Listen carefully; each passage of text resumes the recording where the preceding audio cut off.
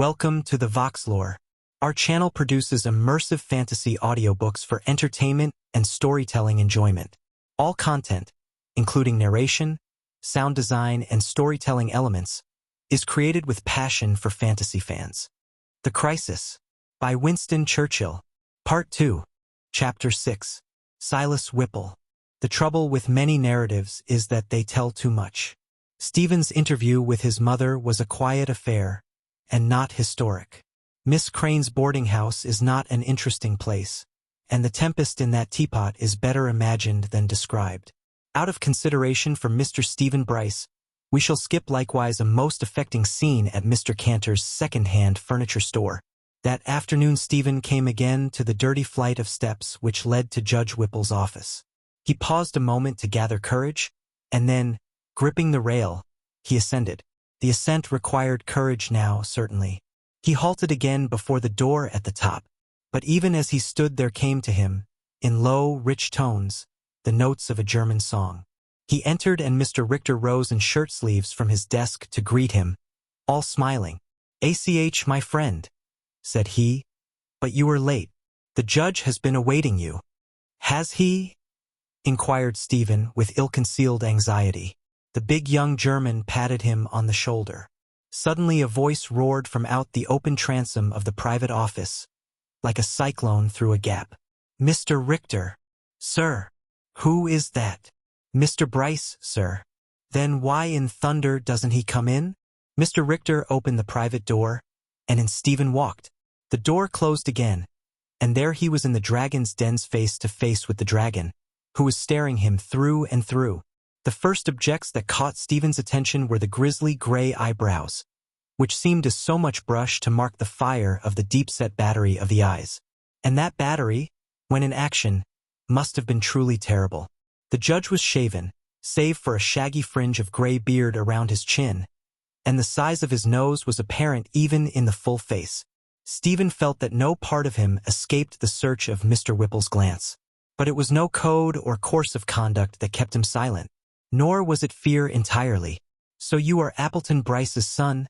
said the judge, at last. His tone was not quite so gruff as it might have been. "Yes, sir," said Stephen. "Humph," said the judge, with a look that scarcely expressed approval. "I guess you've been patted on the back too much by your father's friends." He leaned back in his wooden chair.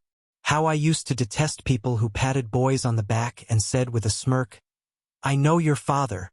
I never had a father whom people could say that about." "But, sir," cried the judge, bringing down his fist on the litter of papers that covered his desk, "I made up my mind that one day people should know me. That was my spur. And you'll start fair here, Mr. Brice. They won't know your father here." If Stephen thought the judge brutal, he did not say so.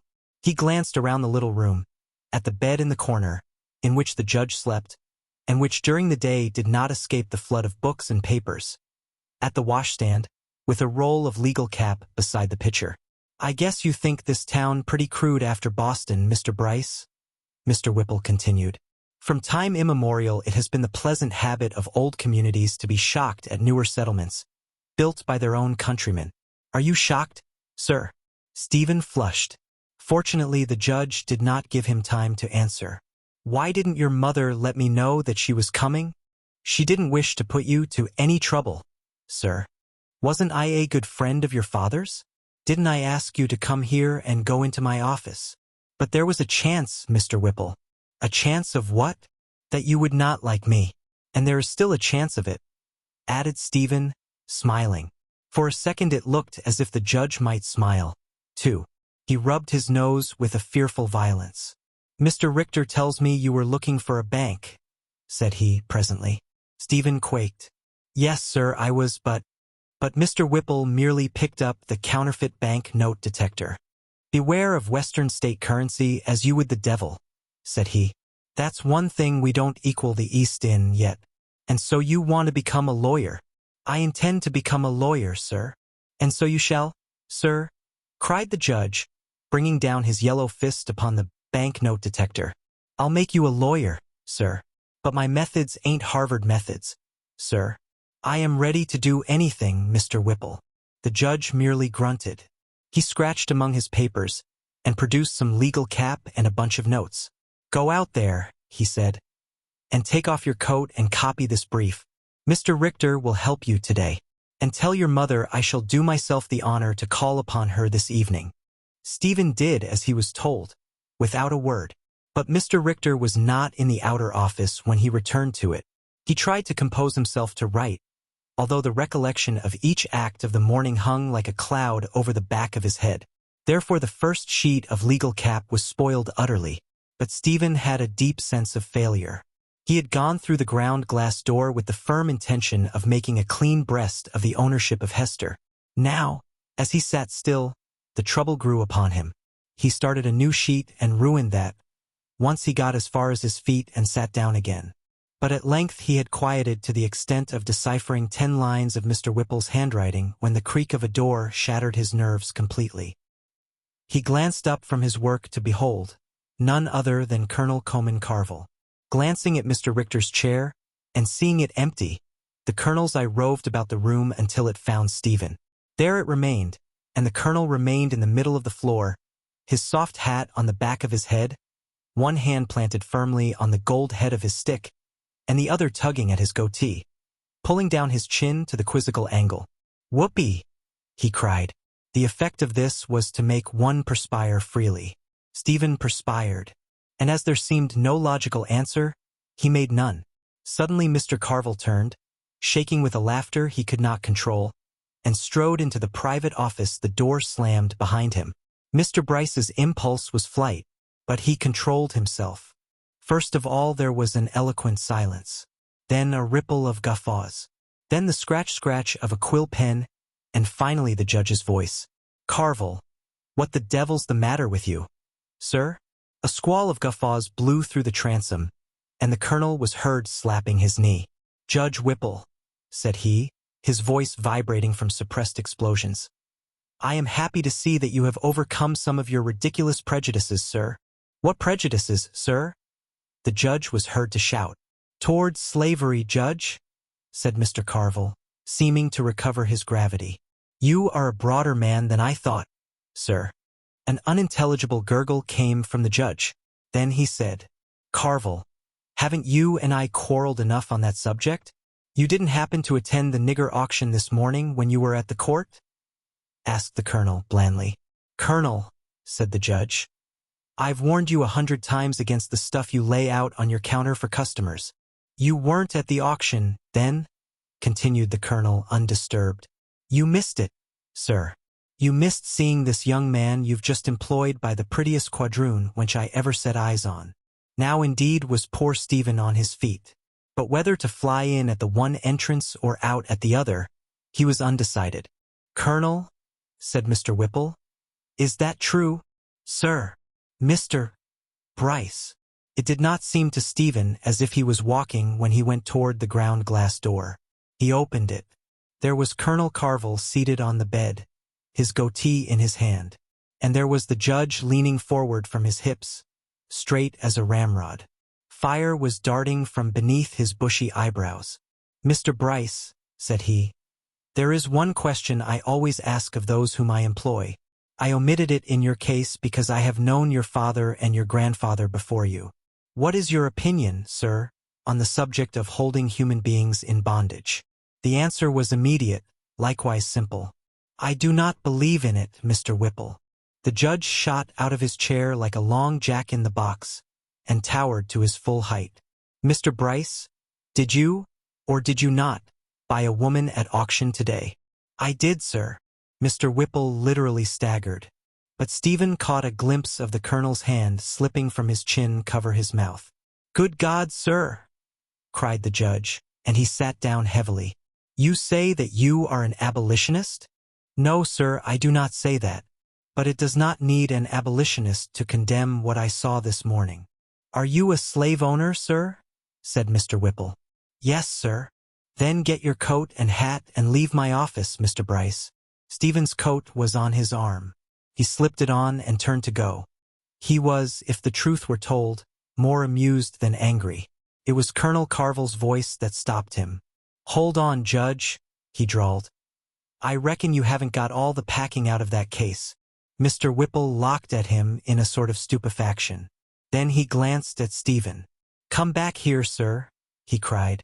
"I'll give you hearing. No man shall say that I am not just." Stephen looked gratefully at the colonel. "I did not expect one, sir," he said. "And you don't deserve one, sir," cried the judge. "I think I do," replied Stephen quietly. The judge suppressed something. "What did you do with this person?" he demanded. "I took her to Miss Crane's boarding house," said Stephen. It was the colonel's turn to explode. The guffaw which came from higher drowned every other sound. "Good God!" said the judge helplessly. Again he looked at the colonel, and this time something very like mirth shivered his lean frame. "And what do you intend to do with her?" he asked in strange tones. "To give her freedom, sir, as soon as I can find somebody to go on her bond." Again silence. Mr. Whipple rubbed his nose with more than customary violence, and looked very hard at Mr. Carvel, whose face was inscrutable. It was a solemn moment. "Mr. Brice," said the judge at length, "take off your coat, sir. I will go her bond." It was Stephen's turn to be taken aback. He stood regarding the judge curiously, wondering what manner of man he was. He did not know that this question had puzzled many before him. "Thank you, sir," he said. His hand was on the knob of the door, when Mr. Whipple called him back abruptly. His voice had lost some of its gruffness. "What were your father's ideas about slavery, Mr. Brice?" The young man thought a moment as if seeking to be exact. "I suppose he would have put slavery among the necessary evils, sir," he said at length. "But he never could bear to have the Liberator mentioned in his presence. He was not at all in sympathy with Phillips or Parker or Summer. And such was the general feeling among his friends. "Then," said the judge, "contrary to popular opinion in the West and South, Boston is not all abolition." Stephen smiled. "The conservative classes are not at all abolitionists, sir." "The conservative classes," growled the judge. "The conservative classes.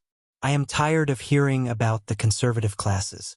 Why not come out with it, sir, and say the moneyed classes, who would rather see souls held in bondage than risk their worldly goods in an attempt to liberate them?" Stephen flushed. It was not at all clear to him then how he was to get along with Judge Whipple. But he kept his temper. "I am sure that you do them an injustice, sir," he said, with more feeling than he had yet shown. "I am not speaking of the rich alone, and I think that if you knew Boston you would not say that the conservative class there is wholly composed of wealthy people. Many of my father's friends were by no means wealthy, and I know that if he had been poor, he would have held the same views." Stephen did not mark the quick look of approval which Colonel Carvel gave him. Judge Whipple merely rubbed his nose. "Well, sir," he said, "what were his views then?" "My father regarded slaves as property, sir. And conservative people," Stephen stuck to the word, "respect property the world over. My father's argument was this: if men are deprived by violence of one kind of property which they hold under the law, all other kinds of property will be endangered. The result will be anarchy. Furthermore, he recognized that the economic conditions in the South make slavery necessary to prosperity, and he regarded the covenant made between the states of the two sections as sacred." There was a brief silence, during which the uncompromising expression of the judge did not change. "And do you, sir?" he demanded. "I am not sure, sir, after what I saw yesterday. I must have time to see more of it." "Good Lord," said Colonel Carvel. "If the conservative people of the North act this way when they see a slave sale, what will the abolitionists do? Whipple," he added slowly, but with conviction, "this means war." Then the colonel got to his feet and bowed to Stephen with ceremony. "Whatever you believe, sir," he said, "permit me to shake your hand. You are a brave man, sir. And although my own belief is that the black race is held in subjection by a divine decree, I can admire what you have done, Mr. Brice. It was a noble act, sir, a right noble act. And I have more respect for the people of Boston now, sir, than I ever had before, sir." Having delivered himself of this somewhat dubious compliment, which he meant well, the colonel departed. Judge Whipple said nothing. Chapter 7. Callers. If the Brices had created an excitement upon their arrival, It was as nothing to the mad delirium which raged at Miss Crane's boarding house. During the second afternoon of their stay, 20 times was Miss Crane on the point of requesting Mrs. Brice to leave, and 20 times, by the advice of Mrs. Abner Deed, she desisted. The culmination came when the news leaked out that Mr. Stephen Brice had bought the young woman in order to give her freedom. Like those who have done noble acts since the world began, Stephen that night was both a hero and a fool. The cream from which heroes is made is very apt to turn. "Phew!" cried Stephen, when they had reached their room after tea. "Wasn't that meal a fearful experience? Let's find a hovel, mother, and go and live in it. We can't stand it here any longer." "Not if you persist in your career of reforming an institution, my son," answered the widow, smiling. "It was beastly hard luck," said he, "that I should have been shouldered with that experience the first day, but I have tried to think it over calmly since, and I can see nothing else to have done." He paused in his pacing up and down, a smile struggling with his serious look. "It was quite a hot-headed business for one of the staid Brices, wasn't it?" "The family has never been called impetuous," replied his mother. "It must be the western air." He began his pacing again. His mother had not said one word about the money. Neither had he. Once more he stopped before her. "We are at least a year nearer the poorhouse," he said. "You haven't scolded me for that. I should feel so much better if you would." "Oh, Stephen, don't say that," she exclaimed. "God has given me no greater happiness in this life than the sight of the gratitude of that poor creature, Nancy. I shall never forget the old woman's joy at the sight of her daughter. It made a palace out of that dingy furniture shop. Hand me my handkerchief, dear." Stephen noticed with a pang that the lace of it was frayed and torn at the corner. There was a knock at the door. "Come in," said Mrs. Brice, hastily putting the handkerchief down. Hester stood on the threshold, and old Nancy beside her. "Evenin', Miss Brice." "De good Lord bless you, lady, and Mist Brice," said the old negress. "Well, Nancy?" Nancy pressed into the room. "Miss Brice." "Yes. I knew Gwyneder lo Hester and me to wook for you?" "Indeed I should be glad to, Nancy. But we are boarding."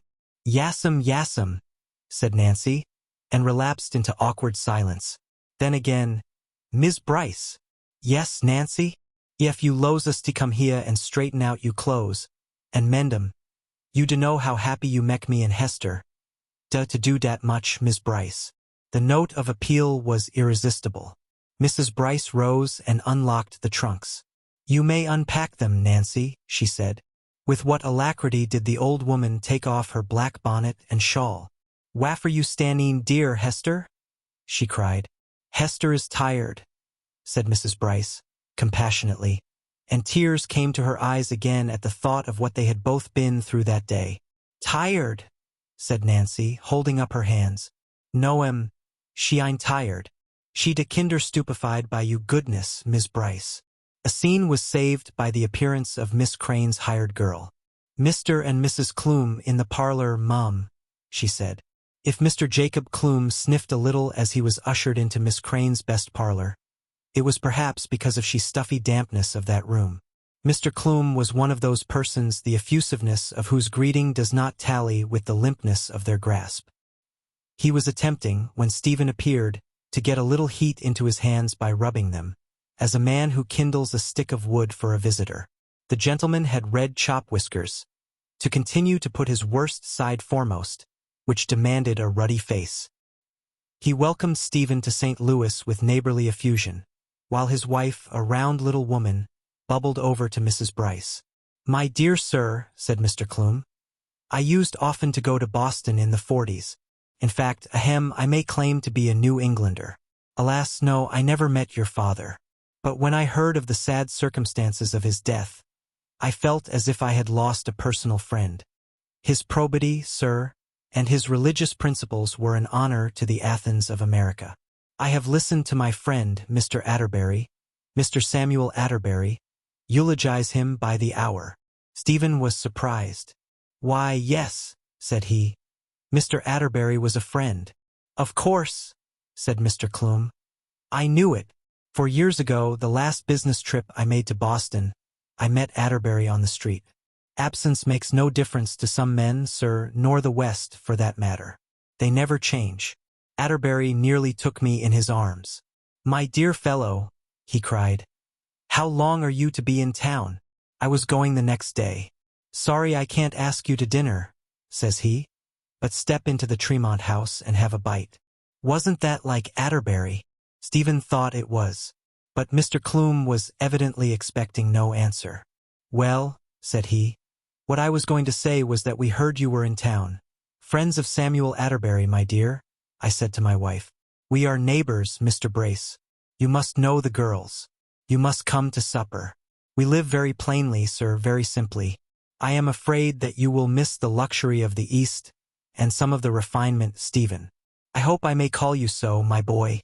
We have a few cultured citizens, Stephen, but all are not so. I missed the atmosphere. I seemed to live again when I got to Boston. But business, sir, the making of money is a sordid occupation. You will come to supper." "I scarcely think that my mother will go out," said Stephen. "Oh, be friends. It will cheer her. Not a dinner party, my boy, only a plain, comfortable meal with plenty to eat. Of course she will. Of course she will. Not a Boston social function, you understand. Boston, Stephen, I have always looked upon as the center of the universe. Our universe, America for Americans, is a motto of mine. Oh no," he added quickly. "I don't mean a know-nothing. Religious freedom, my boy, is part of our great Constitution. By the way, Stephen, Atterbury always had such a respect for your father's opinions." "My father was not an abolitionist, sir," said Stephen, smiling. Quite right," said Mr. Clume. "But I am not sure, since I have come here, that I have not some sympathy and respect for the abolitionists." Mr. Clume gave a perceptible start. He glanced at the heavy hangings on the windows and then out of the open door into the hall. For a space his wife's chatter to Mrs. Brice, on Boston fashions, filled the room. "My dear Stephen," said the gentleman, dropping his voice, "that is all very well in Boston, but take a little advice from one who is old enough to counsel you. You are young, and you must learn to temper yourself to the tone of the place which you have made your home. St. Louis is full of excellent people, but they are not precisely abolitionists. We are gathering, it is true, a small party who are for gradual emancipation. But our New England population here is small yet compared to the Southerners. And they are very violent, sir." Stephen could not resist saying, "Judge Whipple does not seem to have tempered himself, sir." "Silas Whipple is a fanatic, sir," cried Mr. Clume. "His hand is against every man's. He denounces Douglas on the slightest excuse, and would go to Washington when Congress opens to fight with Stevens and Toombs and Davis. But what good does it do him? He might have been in the Senate or on the Supreme Bench had he not stirred up so much hatred. And yet I can't help liking Whipple. Do you know him?" A resounding ring of the doorbell cut off Stephen's reply, and Mrs. Clume's small talk to Mrs. Brice. In the hall rumbled a familiar voice, and in stalked none other than Judge Whipple himself. Without noticing the other occupants of the parlor, he strode up to Mrs. Brice, looked at her for an instant from under the grizzled brows, and held out his large hand. "Pray, ma'am," he said, "what have you done with your slave?" Mrs. Clume emitted a muffled shriek, like that of a person frightened in a dream. Her husband grasped the curved back of his chair. But Stephen smiled, and his mother smiled a little, too. "Are you Mr. Whipple?" she asked. "I am, madam," was the reply. "My slave is upstairs, I believe, unpacking my trunks," said Mrs. Brice. Mr. and Mrs. Clume exchanged a glance of consternation. Then Mrs. Clume sat down again, rather heavily, as though her legs had refused to hold her. "Well, well, ma'am." The judge looked again at Mrs. Brice, and a gleam of mirth lighted the severity of his face. He was plainly pleased with her, this serene lady in black, whose voice had the sweet ring of women who are well-born and whose manner was so self-contained. To speak truth, the judge was prepared to dislike her. He had never laid eyes upon her, and as he walked hither from his house he seemed to foresee a helpless little woman who, once he had called, would fling her Boston pride to the winds and dump her woes upon him. He looked again, and decidedly approved of Mrs. Brice, and was unaware that his glance embarrassed her. "Mr. Whipple," she said, "do you know Mr. and Mrs. Clume?" The judge looked behind him abruptly, nodded ferociously at Mr. Clume, and took the hand that fluttered out to him from Mrs. Clume. "Know the judge!" exclaimed that lady. "I reckon we do, and my belle is so fond of him. She thinks there is no one equal to Mr. Whipple. Judge, you must come round to a family supper. Belle will surpass herself." "Umph," said the judge. "I think I like Edith best of your girls, ma'am." "Edith is a good daughter, if I do say it myself," said Mrs. Clume. "I have tried to do right by my children." She was still greatly flustered, and curiosity about the matter of the slave burned upon her face. Neither the judge nor Mrs. Brice were people one could catechize. Stephen, scanning the judge, was wondering how far he regarded the matter as a joke. "Well, madame," said Mr. Whipple, as he seated himself on the other end of the horsehair sofa, "I'll warrant when you left Boston that you did not expect to own a slave the day after you arrived in St. Louis." "But I do not own her," said Mrs. Brice. "It is my son who owns her." This was too much for Mr. Clume. "What?" he cried to Stephen. "You own a slave? You, a mere boy, have bought a negress. And what is more, sir, I approve of it." The judge put in severely, "I am going to take the young man into my office." Mr. Clume gradually retired into the back of his chair, looking at Mr. Whipple as though he expected him to touch a match to the window curtains. But Mr. Clume was elastic. "Pardon me, Judge," said he, "but I trust that I may be allowed to congratulate you upon the abandonment of principles which I have considered a clog to your career. They did you honor, sir, but they were quixotic. I, sir, am for saving our glorious Union at any cost, and we have no right to deprive our brethren of their property, of their very means of livelihood." The judge grinned diabolically. Mrs. Clume was as yet too stunned to speak. Only Stephen's mother sniffed gunpowder in the air. "This, Mr. Clume," said the judge mildly, "is an age of shifting winds. It was not long ago," he added reflectively, "when you and I met in the planter's house, and you declared that every drop of northern blood spilled in Kansas was in a holy cause. Do you remember it, sir?" Mr. Clume and Mr. Clume's wife alone knew whether he trembled. "And I repeat that, sir," he cried with far too much zeal. "I repeat it here and now. And yet I was for the omnibus bill, and I am with Mr. Douglas in his local sovereignty. I am willing to bury my abhorrence of a relic of barbarism, for the sake of union and peace." "Well, sir, I am not," retorted the judge, like lightning. He rubbed the red spat on his nose, and pointed a bony finger at Mr. Clume. Many a criminal had grovelled before that finger. "I, too, am for the Union, and the Union will never be safe until the greatest crime of modern times is wiped out in blood. Mind what I say, Mr. Clume, in blood, sir," he thundered. Poor Mrs. Clume gasped. "But the slave, sir? Did I not understand you to approve of Mr. Brice's ownership, as I never approved of any other? Good night, sir." "Good night, madam." But to Mrs. Brice he crossed over and took her hand. It has been further claimed that he bowed. This is not certain. "Good night, madam," he said. "I shall call again to pay my respects when you are not occupied." Chapter 8. Bellegarde. Miss Virginia Carvel came down the steps in her riding habit, and Ned, who had been waiting in the street with the horses, obsequiously held his hand while his young mistress leaped into Vixen's saddle. Leaving the darky to follow upon Black Calhoun, she cantered off up the street, greatly to the admiration of the neighbor. They threw open their windows to wave at her, but Virginia pressed her lips and stared straight ahead. She was going out to see the Russell girls at their father's country place on Bellefontaine Road, especially to proclaim her detestation for a certain young Yankee upstart. She had unbosomed herself to and brinsmaid and timid Eugenie Renault the day before. It was Indian summer, the gold and purple season of the year. Frost had come and gone. Wasps were buzzing confusedly about the eaves again, marveling at the balmy air, and the two Mrs. Russell, Puss and Emily, were seated within the wide doorway at needlework when Virginia dismounted at the horse block.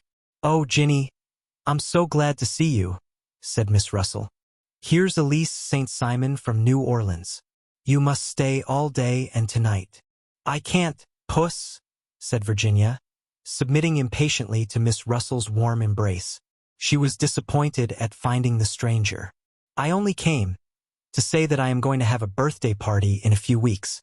You must be sure to come and bring your guest." Virginia took her bridle from Ned, and Miss Russell's hospitable face fell. "You're not going," she said. "To Bellegarde for dinner," answered Virginia. "But it's only 10 o'clock, said Puss. "And Ginny?" "Yes. There's a new young man in town, and they do say his appearance is very striking. Not exactly handsome, you know, but strong-looking." "He's horrid," said Virginia. "He's a Yankee." "How do you know?" demanded Puss and Emily in chorus. "And he's no gentleman," said Virginia. "But how do you know, Ginny?" "He's an upstart." "Oh, but he belongs to a very good Boston family, they say." "There are no good Boston families," replied Virginia with conviction, as she separated her reins. "He has proved that. Who ever heard of a good Yankee family?" "What has he done to you, Virginia?" asked Puss, who had brains. Virginia glanced at the guest, but her grievance was too hot within her for suppression. "Do you remember Mr. Benbow's Hester, girls? The one I always said I wanted. She was sold at auction yesterday. Pa and I were passing the courthouse with Clarence when she was put up for sale. We crossed the street to see what was going on, and there was your strong-looking Yankee standing at the edge of the crowd. I am quite sure that he saw me as plainly as I see you, Puss Russell." "How could he help it?" said Puss slyly. Virginia took no notice of the remark. "He heard me ask Pa to buy her. He heard Clarence say that he would bid her in for me. I know he did. And yet he goes in and outbids Clarence, and buys her himself. Do you think any gentleman would do that, Puss Russell?" "He bought her himself," cried the astonished Miss Russell. "Why, I thought that all Bostonians were abolitionists." "Then he set her free," said Miss Carvel contemptuously. "Judge Whipple went on her bond today." "Oh, I'm just crazy to see him now," said Miss Russell.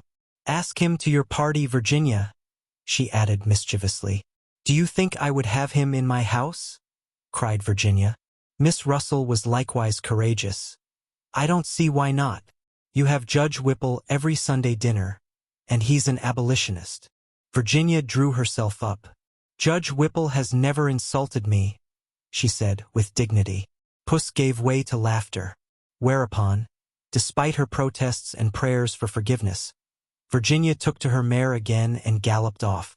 They saw her turn northward on the Bellefontaine road. Presently the woodland hid from her sight the noble river shining far below, and Virginia pulled Vixen between the gateposts which marked the entrance to her aunt's place, Bellegarde.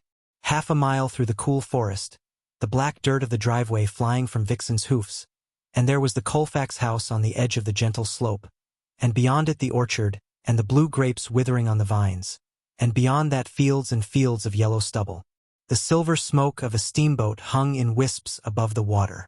A young Negro was busily washing the broad veranda, but he stopped and straightened at sight of the young horsewoman. "Sambo, where's your mistress?" "Clarty goodness, Miss Ginny. She was he a leetle while ago." "Yo get at her, Miss Lily, yo goodefo nothing nigga," said Ned warmly. "Ain't yo bien raised better end to stand they wif yo mouth open?" Sambo was taking the hint, when Miss Virginia called him back. "Where's Mr. Clarence?" "Young masser? I'll fotch him, Miss Ginny. He jest come home ef seein' that thar trottin' hose he's gwine to race next week." Ned, who had tied Calhoun and was holding his mistress's bridle, sniffed. He had been Colonel Carvel's jockey in his younger days. "Shucks," he said contemptuously. "I hoped to die befo the day a gemmoned owner trotta Ginny. Ani runnin' hosses is fit efo gemmin." "Ned," said Virginia, "I shall be 18 in 2 weeks and a young lady. On that day you must call me Miss Ginny." Ned's face showed both astonishment and inquiry. "Ginny, ain't I nussed you always?" Ain't I come upstairs to quiet you when yo mammy ain't had no power over yo? Ain't I cooked for yo? And ain't I followed you everywhere since I quit riding yo pa's bosses to victory? Ain't I one of de fambly? And yet yo ax me to call yo Miss Ginny. Then you've had privileges enough, Virginia answered. 1 week from tomorrow you are to say, Miss Ginny. I see tell you what, Ginny, he answered mischievously, with an emphasis on the word. I see call you Miss Ginny ef you'll call me Mr. Johnson. Mr. Johnson. You ain't gwinter forget? Mr. Johnson. I'll remember, she said. Ned, she demanded suddenly. Would you like to be free? The Negro started. Why you ax me dat, Ginny? Mr. Benbow's Hester is free, she said. Who done freed her? Miss Virginia flushed. A detestable young Yankee, who has come out here to meddle with what doesn't concern him. I wanted Hester, Ned. And you should have married her if you behaved yourself. Ned laughed uneasily. I reckon I see too ol fo hest, and added with privileged impudence. There ain't no cause why I can't marry her now. Virginia suddenly leaped to the ground without his assistance. That's enough, Ned, she said, and started toward the house. Ginny! Miss Ginny! The call was plaintive. Well, what? Miss Ginny, I seed that then young gemman. Lawn sakes, he ein look like her Yankee. Ned, said Virginia sternly. Do you want to go back to cooking? He quailed. Oh, no'm lawn sakes. No'm. I didn't mean nothin' to. She turned, frowned, and bit her lip. Around the corner of the veranda she ran into her cousin. He too was booted and spurred. He reached out boyishly to catch her in his arms, but she drew back from his grasp. Why, Ginny? He cried. What's the matter? Nothing, Max. She often called him so, his middle name being Maxwell. But you have no right to do that. To do what? Said Clarence, making a face. You know, answered Virginia curtly. Where's Aunt Lillian? Why haven't I the right? He asked, ignoring the inquiry. Because you have not unless I choose. And I don't choose. Are you angry with me still? It wasn't my fault. Uncle Coman made me come away. You should have had the girl, Ginny, if it took my fortune. You have been drinking this morning, Max, said Virginia. Only a julep or so, he replied apologetically. I rode over to the racetrack to see the new trotter. I've called him Halcyon Ginny, he continued with enthusiasm. And he'll win the handicap sure. She sat down on the veranda steps, with her knees crossed and her chin resting on her hands. The air was heavy with the perfume of the grapes and the smell of late flowers from the sunken garden nearby. A blue haze hung over the Illinois shore. Max, you promised me you wouldn't drink so much. And I haven't been, Ginny. 'Pon my word, he replied. But I met old Sparks at the tavern, and he started to talk about the horses, and he insisted. And you hadn't the strength of character, she said scornfully, to refuse. Pshaw, Ginny, a gentleman must be a gentleman. I'm no Yankee. For a space Virginia answered nothing. Then she said, without changing her position, if you were, you might be worth something. Virginia! She did not reply, but sat gazing toward the water. He began to pace the veranda, fiercely. Look here, Ginny, he cried, pausing in front of her. There are some things you can't say to me, even in jest. Virginia rose, flicked her riding whip, and started down the steps. Don't be a fool, Max, she said. He followed her, bewildered. She skirted the garden, past the orchard, and finally reached a summer house perched on a knoll at the edge of the wood. Then she seated herself on a bench, silently. He took a place on the opposite side, with his feet stretched out, dejectedly. I'm tired trying to please you, he said. I have been a fool. You don't care that for me. It was all right when I was younger, when there was no one else to take you riding, and jump off the barn for your amusement, Mississippi. Now you have Tom Catherwood and Jack Brinsmaid and the Russell boys running after you. It's different.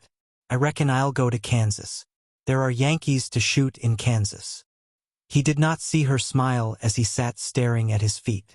Max, said she all at once, why don't you settle down to something? Why don't you work?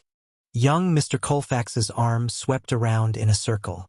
There are 1,200 acres to look after here, and a few niggers. That's enough for a gentleman." "Pooh!" exclaimed his cousin. "This isn't a cotton plantation. Aunt Lillian doesn't farm for money. If she did, you would have to check your extravagances mighty quick, sir. I look after Pompey's reports. I do as much work as my ancestors," answered Clarence hotly. "Ah, that is the trouble," said Virginia. "What do you mean?"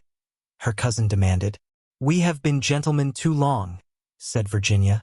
The boy straightened up and rose. The pride and willfulness of generations was indeed in his handsome face. And something else went with it. Around the mouth a grave tinge of indulgence. "What has your life been?" she went on, speaking rapidly. "A mixture of gamecocks and ponies and racehorses and billiards, and idleness at the Virginia Springs, and fighting with other boys. What do you know? You wouldn't go to college. You wouldn't study law. You can't write a decent letter. You don't know anything about the history of your country. What can you do?" "I can ride and fight," he said. "I can go to New Orleans tomorrow to join Walker's Nicaragua expedition. We've got to beat the Yankees. They'll have Kansas away from us before we know it." Virginia's eye flashed appreciation. "Do you remember, Ginny?" he cried. "One day long ago when those Dutch ruffians were teasing you and Anne on the road, and Bert Russell and Jack and I came along? We whipped Ginny, and my eye was closed, and you were bathing it here, and one of my buttons was gone. And you counted the rest. Rich man, poor man, beggar man, thief, doctor, lawyer, merchant, chief," she recited, laughing.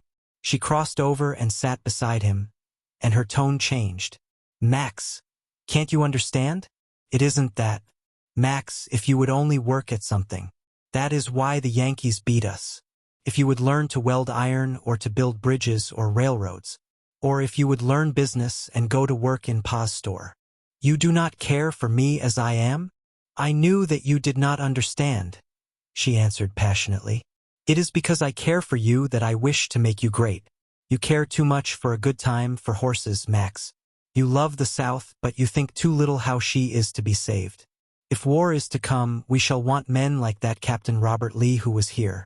A man who can turn the forces of the earth to his own purposes." For a moment Clarence was moodily silent. "I have always intended to go into politics after Pa's example," he said at length. "Then," began Virginia and paused. "Then," he said, "then you must study law." He gave her the one keen look, and she met it with her lips tightly pressed together. Then he smiled.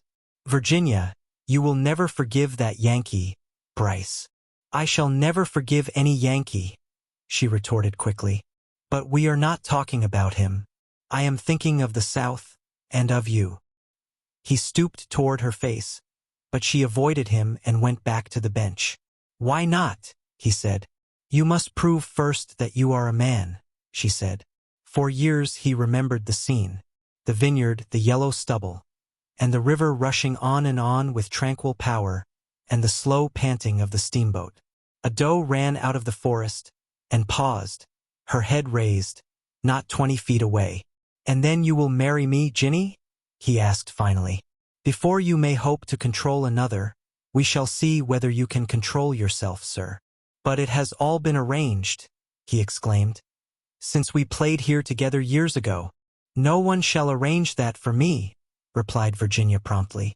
"And I should think that you would wish to have some of the credit for yourself." "Ginny!" Again she avoided him by leaping the low railing. The doe fled into the forest, whistling fearfully. Virginia waved her hand to him and started toward the house. At the corner of the porch she ran into her aunt. Mrs. Colfax was a beautiful woman.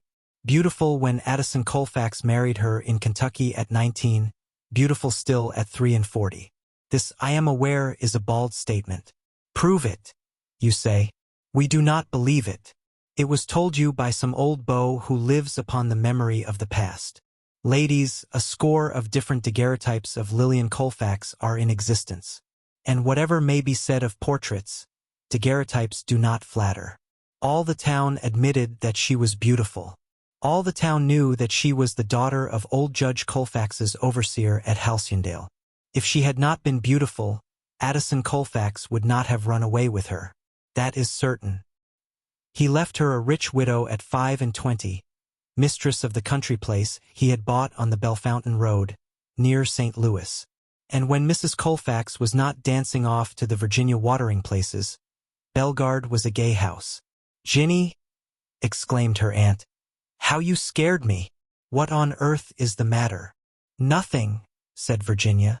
"She refused to kiss me," put in Clarence, half in play, half in resentment. Mrs. Colfax laughed musically. She put one of her white hands on each of her niece's cheeks, kissed her, and then gazed into her face until Virginia reddened. "Law, Ginny, you're quite pretty," said her aunt. "I hadn't realized it, but you must take care of your complexion. You're horribly sunburned, and you let your hair blow all over your face. It's barbarous not to wear a mask when you ride. Your pa doesn't look after you properly. I would ask you to stay to the dance tonight if your skin were only white, instead of red. You're old enough to know better, Virginia. Mr. Vance was to have driven out for dinner. Have you seen him, Clarence?" "No, mother." "He is so amusing," Mrs. Colfax continued, "and he generally brings candy. I shall die of the blues before supper." She sat down with a grand air at the head of the table, while Alfred took the lid from the silver soup tureen in front of her. "Ginny, can't you say something bright? Do I have to listen to Clarence's horse talk for another hour? Tell me some gossip.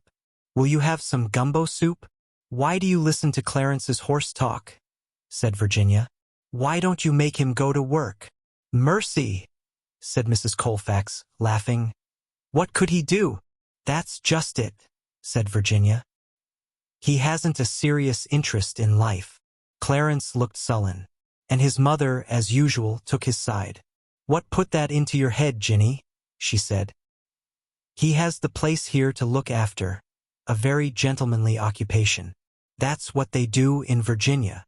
"Yes," said Virginia scornfully. "We're all gentlemen in the South. What do we know about business and developing the resources of the country? Not that."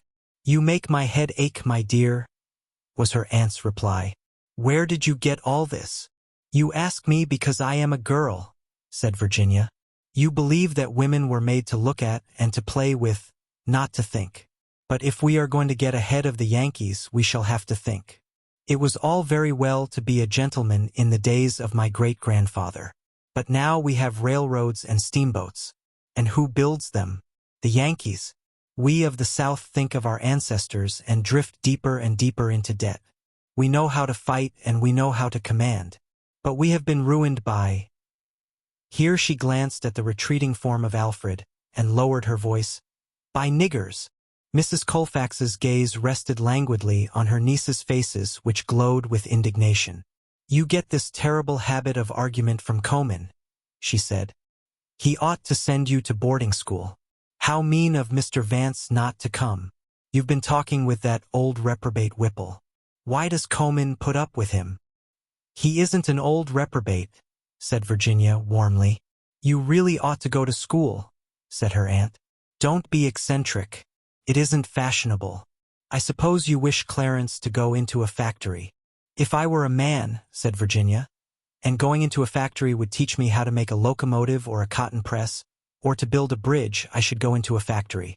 We shall never beat the Yankees until we meet them on their own ground." "There is Mr. Vance now," said Mrs. Colfax, and added fervently, "Thank the Lord!" Chapter 9. Quiet Sunday in Locust Street. If the truth were known where Virginia got the opinions which she expressed so freely to her aunt and cousin, it was from Colonel Carvel himself. The colonel would rather have denounced the Dred Scott decision than admit to Judge Whipple that one of the greatest weaknesses of the South lay in her lack of mechanical and manufacturing ability. But he had confessed as much in private to Captain Elijah Brent.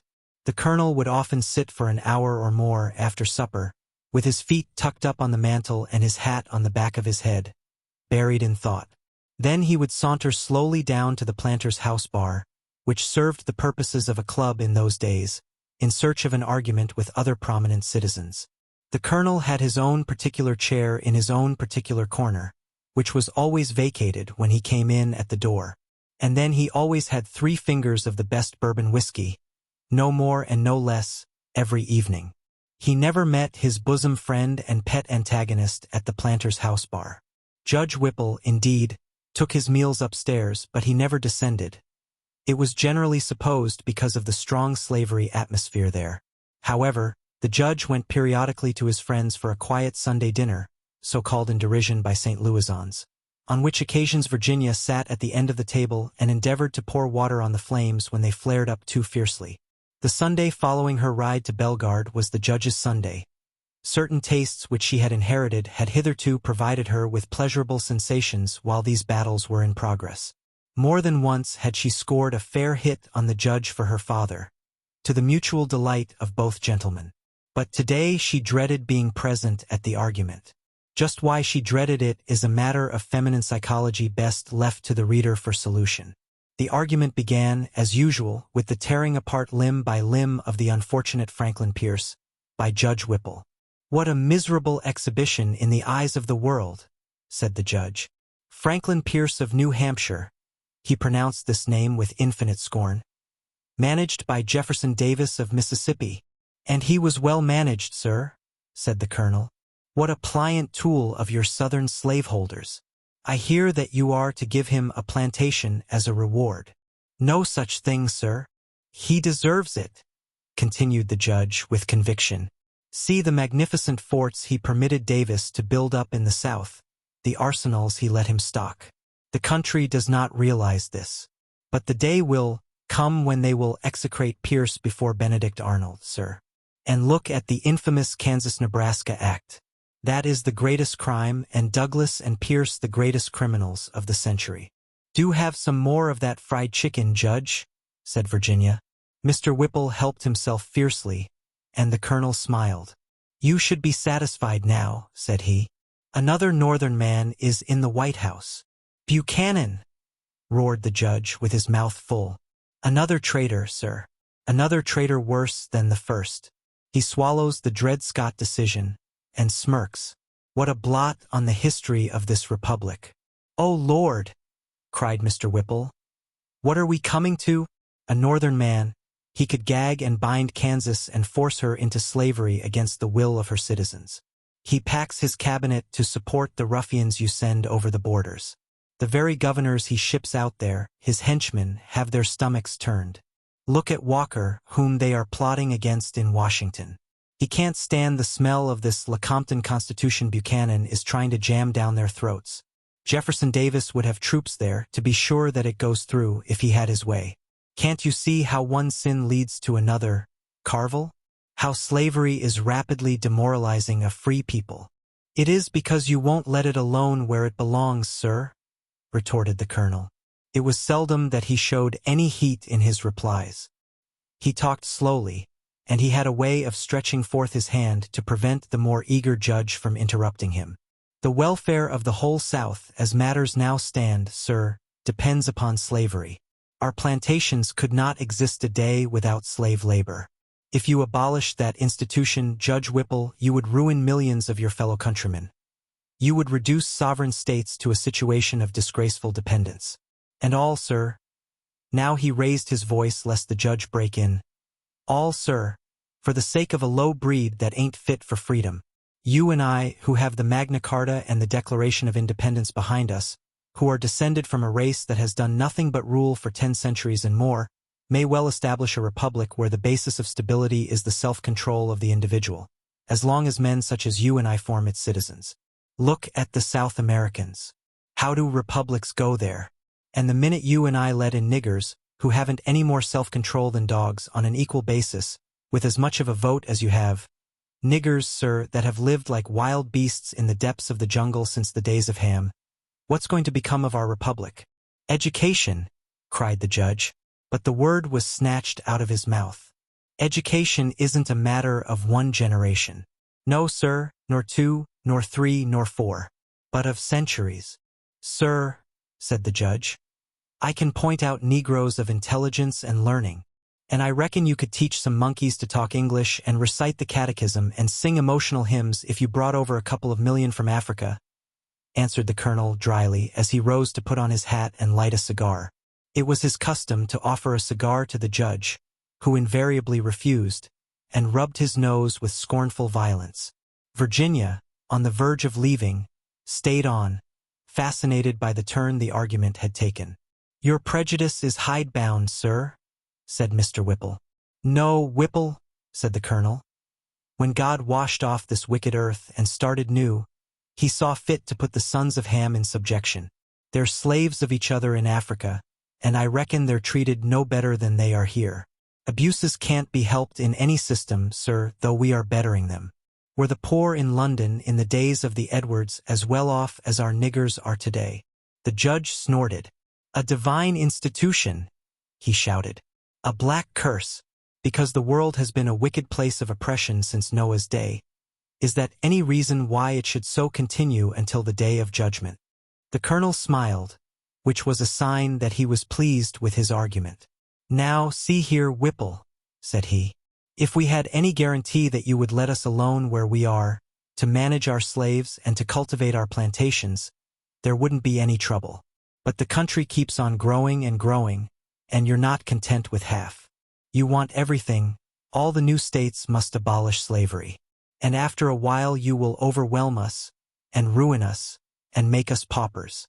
Do you wonder that we contend for our rights tooth and nail? They are our rights. If it had not been for Virginia and Maryland and the South, this nation would not be in existence." The colonel laughed. "First-rate Ginny," he cried. "That's so." But the judge was in a reverie. He probably had not heard her. "The nation is going to the dogs," he said, mumbling rather to himself than to the others. "We shall never prosper until the curse is shaken off, or wiped out in blood. Clogs our progress. Our merchant marine, of which we were so proud, has been annihilated by these continued disturbances.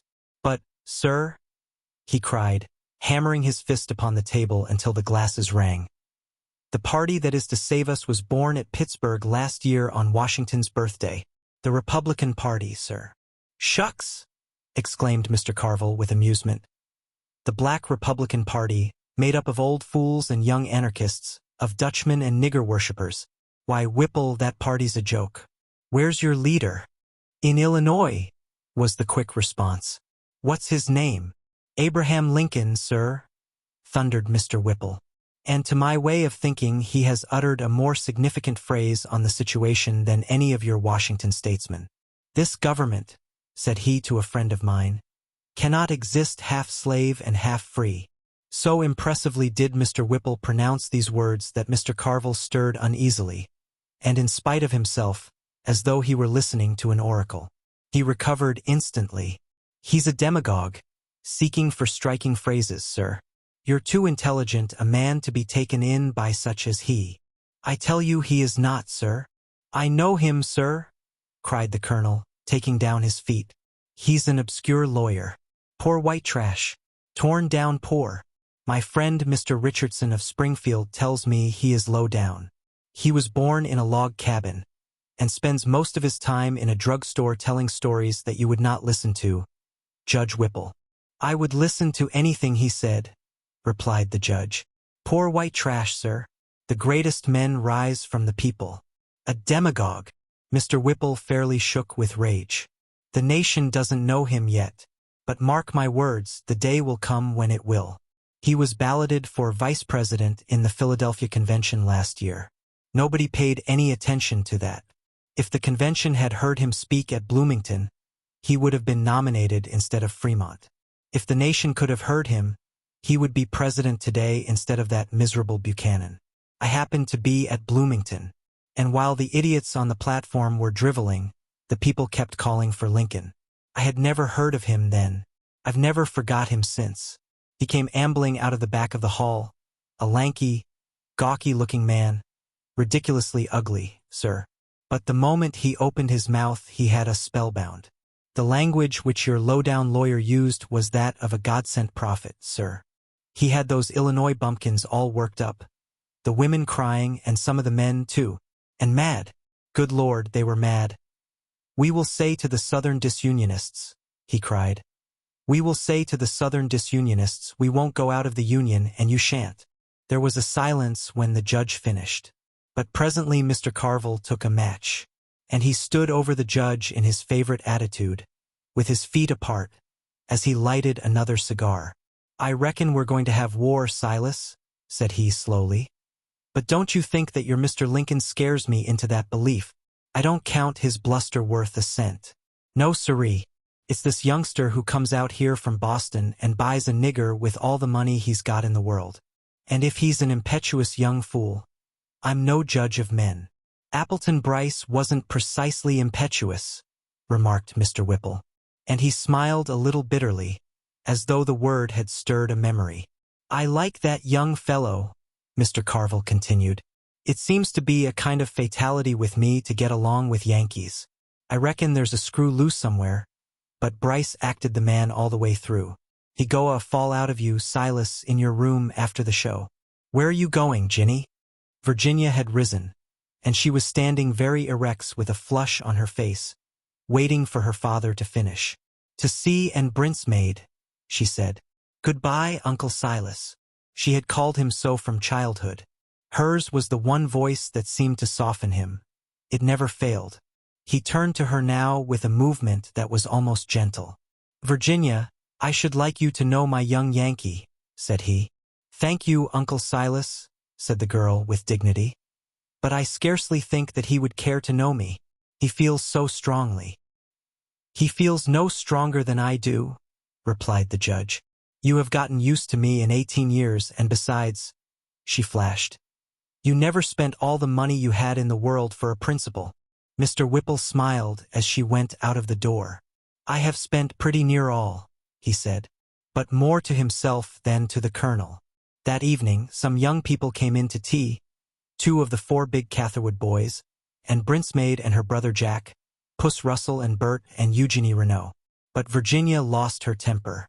In an evil moment, Puss Russell started the subject of the young Yankee who had deprived her of Hester. Puss was ably seconded by Jack Brinsmaid, whose reputation as a tormentor extended far back into his boyhood. In vain did Anne, the peacemaker, try to quench him, while the big Catherwoods and Bert Russell laughed incessantly. No wonder that Virginia was angry. She would not speak to Puss as that young lady bade her good night. And the colonel, coming home from an evening with Mr. Brinsmaid, found his daughter in an armchair, staring into the sitting-room fire. There was no other light in the room. Her chin was in her hand, and her lips were pursed. "Hey-go," said the colonel. "What's the trouble now?" "Nothing," said Virginia. "Come," he insisted. "What have they been doing to my girl?" "Pa." "Yes, honey. I don't want to go to balls all my life. I want to go to boarding school and learn something. Emily is going to Monticello after Christmas." "Pa, will you let me?" Mr. Carvel winced. He put an arm around her. He thought of his lonely widowerhood, of her whose place Virginia had taken. "And what shall I do?" he said, trying to smile. "It will only be for a little while. And Monticello isn't very far, Pa." Well, there is plenty of time to think it over between now and January," he said. "And now I have a little favor to ask of you, honey." "Yes," she said. The colonel took the other armchair, stretched his feet toward the blaze, and stroked his goatee. He glanced covertly at his daughter's profile. Twice he cleared hip throat. "Ginny." "Yes, Pa." Without turning her head. "Ginny, I was going to speak of this young Brice. He's a stranger here, and he comes of a good family, and I like him. And you wish me to invite him to my party," finished Virginia. The colonel started. "I reckon you guessed it," he said. Virginia remained immovable. She did not answer at once. Then she said, "Do you think, in bidding against me, that he behaved like a gentleman?" The colonel blundered. "Lord, Virginia," he said, "I thought you told the judge this afternoon, Teat, it was done out of principle." Virginia ignored this, but she bit her lip. "He is like all Yankees, without one bit of consideration for a woman. He knew I wanted Hester." "What makes you imagine that he thought of you at all, my dear?" asked her father mildly. "He does not know you." This time the colonel scored certainly. The firelight saved Virginia. "He overheard our conversation," she answered. "I reckon that he wasn't worrying much about us. And besides, He was trying to save Hester from Jennings. "I thought that you said that it was to be my party, Pa," said Virginia irrelevantly. The colonel looked thoughtful. Then he began to laugh. "Haven't we enough black Republican friends?" she asked. "So you won't have him?" said the colonel. "I didn't say that I wouldn't have him," she answered. The colonel rose and brushed the ashes from his goat. "By gum," he said. "Women beat me." Chapter 10. The Little House. When Stephen attempted to thank Judge Whipple for going on Hester's bond, he merely said, "Tut, tut." The judge rose at 6, so his man Shadrach told Stephen. He had his breakfast at the planter's house at 7, read the Missouri Democrat, and returned by 8. Sometimes he would say good morning to Stephen and Richter, and sometimes he would not. Mr. Whipple was out a great part of the day, and he had many visitors. He was a very busy man. Like a great specialist, which he was, he would see only one person at a time. And Stephen soon discovered that his employer did not discriminate between age or sex, or importance, or condition of servitude. In short, Stephen's opinion of Judge Whipple altered very materially before the end of that first week. He saw poor women and disconsolate men go into the private room ahead of rich citizens, who seemed content to wait their turn on the hard wooden chairs against the wall of the main office. There was one incident in particular, when a well-dressed gentleman of middle age paced impatiently for 2 mortal hours after Shadrach had taken his card into the sanctum. When at last he had been admitted, Mr. Richter whispered to Stephen his name. It was that of a big railroad man from the East. The transom let out the true state of affairs. "See here, Calendar," the judge was heard to say. "You fellows don't like me, and you wouldn't come here unless you had to. But when your road gets in a tight place, you turn up and expect to walk in ahead of my friends. No, sir, if you want to see me, you've got to wait." Mr. Calendar made some inaudible reply. "Money!" roared the judge. "Take your money to Stetson and see if you win your case." Mr. Richter smiled at Stephen, as if in sheer happiness at this vindication of an employer who had never seemed to him to need a defense. Stephen was greatly drawn toward this young German with the great scar on his pleasant face, and he was itching to know about that scar. Every day, after coming in from dinner, Richter lighted a great brown meerschaum and read the St. Louis Anzeiger and the Westlich Post. There were other songs, too, and some wonderful quality in the German's voice gave you a thrill when you heard them, albeit you could not understand the words. Richter never guessed how Stephen, with his eyes on his book, used to drink in those airs. And presently he found out that they were inspired. The day that the railroad man called, and after he and the judge had gone out together, the ice was broken. "You Americans from the North are a queer people, Mr. Brice," remarked Mr. Richter as he put on his coat. "You do not show your feelings. You are ashamed." The judge, at first I could not comprehend him. He would scold and scold. But one day I see that his heart is warm, and since then I love him. "Have you ever eaten a German dinner, Mr. Brice? No? Then you must come with me now." It was raining, the streets ankle-deep in mud, and the beer garden by the side of the restaurant to which they went was dreary and bedraggled. But inside the place was warm and cheerful. Inside, to all intents and purposes, it was Germany.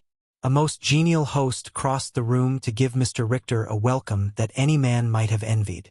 He was introduced to Stephen. "We were all Streber together in Germany," said Richter. "You were all what?" asked Stephen, interested. "Strivers, you might call it in English. In the Vaterland, those who seek for higher and better things, for liberty and to be rid of oppression, are so called. That is why we fought in 48 and lost. And that is why we came here to the Republic. I fear I will never be the great lawyer, but the striver, yes, always. We must fight once more to be rid of the black monster that sucks the blood of freedom, vampire. Is it not so in English?" Stephen was astonished at this outburst. "You think it will come to war?" "I fear. Yes, I fear," said the German, shaking his head. "We fear. We are already preparing." "Preparing? You would fight Richter? You, a foreigner?" "A foreigner!" cried Richter, with a flash of anger in his blue eyes that died as suddenly as it came, died into reproach. "Call me not a foreigner. We Germans will show whether or not we are foreigners when the time is ripe. This great country belongs to all the oppressed. Your ancestors founded it, and fought for it, that the descendants of mine might find a haven from tyranny. My friend, one half of this city is German, and it is they who will save it if danger arises. You must come with me one night to South St. Louis, that you may know us. Then you will perhaps understand, Stephen. You will not think of us as foreign swill, but as patriots who love our new Vaterland even as you love it. You must come to our Turner Halls, where we are drilling against the time when the Union shall have need of us. You are drilling now? Exclaimed Stephen, in still greater astonishment. The German's eloquence had made him tingle, even as had the songs. Prosit Dane Bloom, answered Richter, smiling and holding up his glass of beer. You will come to a commerce and see. This is not our blessed Lichtenhainer, that we drink at Jena. One may have a pint of Lichtenhainer for less than a groschen at Jena. Aber, he added as he rose, with a laugh that showed his strong teeth. We Americans are rich. As Stephen's admiration for his employer grew, his fear of him waxed greater likewise. The judge's methods of teaching law were certainly not Harvard's methods. For a fortnight he paid as little attention to the young man as he did to the messengers who came with notes and cooled their heels in the outer office until it became the judge's pleasure to answer them. This was a trifle discouraging to Stephen, but he stuck to his Chitty and his Greenleaf and his Kent. It was Richter who advised him to buy Whittlesey's Missouri form book, and warned him of Mr. Whipple's hatred for the new code. Well, that he did. There came a fearful hour of judgment. With the swiftness of a hawk, Mr. Whipple descended out of a clear sky, and instantly the law terms began to rattle in Stephen's head like dried peas in a can. It was the old style of pleading this time, without a knowledge of which the judge declared with vehemence that a lawyer was not fit to put pen to legal cap. Now, sir, the pleadings? He cried. First, said Stephen, was the declaration. The answer to that was the plea. The answer to that was the replication. Then came the rejoinder, then the surrejoinder, then the rebutter, then the surrebutter. But they rarely got that far, he added unwisely. A good principle in law, sir, said the judge, is not to volunteer information. Stephen was somewhat cast down when he reached home that Saturday evening. He had come out of his examination with feathers drooping.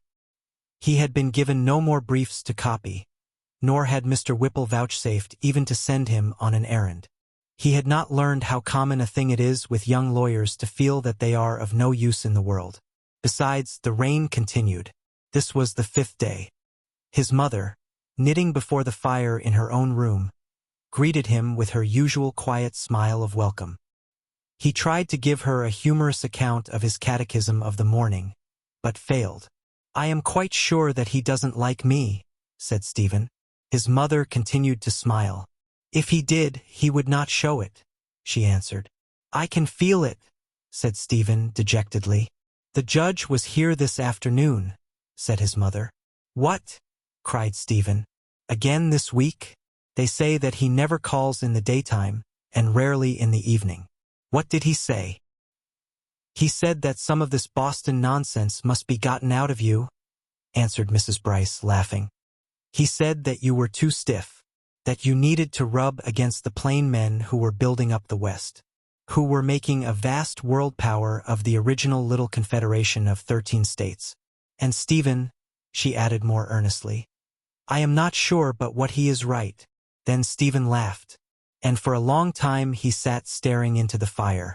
What else did he say? He asked after a while. He told me about a little house which we might rent very cheaply. Too cheaply, it seems. The house is on this street, next door to Mr. Brinsmade, to whom it belongs. And Mr. Whipple brought the key, that we might inspect it tomorrow. But a servant, objected Stephen. I suppose that we must have a servant. His mother's voice fell. That poor girl whom you freed is here to see me every day. Old Nancy does washing. But Hester has no work and she is a burden to Judge Whipple. Oh, no, she continued in response to Stephen's glance. The judge did not mention that, but I think he had it in mind that Nestor might come. And I am sure that she would. Sunday dawned brightly. After church, Mrs. Brice and Stephen walked down Olive Street and stood looking at a tiny house wedged in between two large ones with scrolled fronts. Sad memories of Beacon Street filled them both as they gazed, but they said nothing of this to each other. As Stephen put his hand on the latch of the little iron gate, a gentleman came out of the larger house next door. He was past the middle age, somewhat scrupulously dressed in the old fashion, in swallowtail coat and black stock. Benevolence was in the generous mouth, in the large nose that looked like Washington's, and benevolence fairly sparkled in the blue eyes. He smiled at them as though he had known them always, and the world seemed brighter that very instant. They smiled in return, whereupon the gentleman lifted his hat, and the kindliness and the courtliness of that bow made them very happy. "Did you wish to look at the house, madam?" he asked. "Yes, sir," said Mrs. Brice.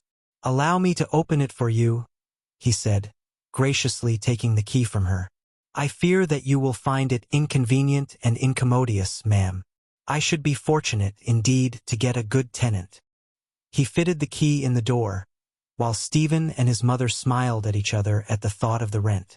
The gentleman opened the door and stood aside to let them enter, very much as if he were showing them a palace for which he was the humble agent.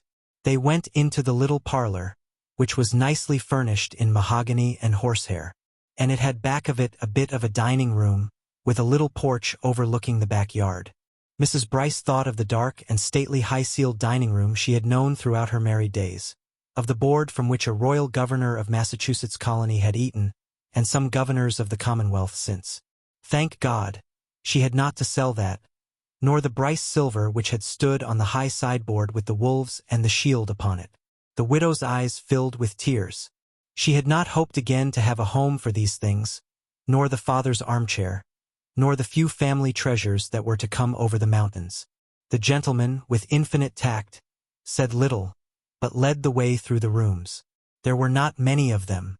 At the door of the kitchen he stopped, and laid his hand kindly on Stephen's shoulder.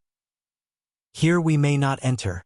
This is your department, ma'am," said he. Finally, as they stood without waiting for the gentleman, who insisted upon locking the door, they observed a girl in a ragged shawl hurrying up the street. As she approached them, her eyes were fixed upon the large house next door. But suddenly, as the gentleman turned, she caught sight of him, and from her lips escaped a cry of relief. She flung open the gate and stood before him. "Oh, Mr. Brice, maid," she cried. "Mother is dying. You have done so much for us, sir. Couldn't you come to her for a little while? She thought if she might see you once more, she would die happy." The voice was choked by a sob. Mr. Brincemaid took the girl's hand in his own, and turned to the lady with as little haste, with as much politeness, as he had shown before. "You will excuse me, ma'am," he said, with his hat in his hand. The widow had no words to answer him, but she and her son watched him as he walked rapidly down the street, his arm in the girl's, until they were out of sight, and then they walked home silently. Might not the price of this little house be likewise a piece of the Brincemaid charity? Thank you for listening to Part 2 of The Crisis by Winston Churchill. The story continues in Part 3. Stay tuned and subscribe to Voxlore so you don't miss the next chapter of this American classic.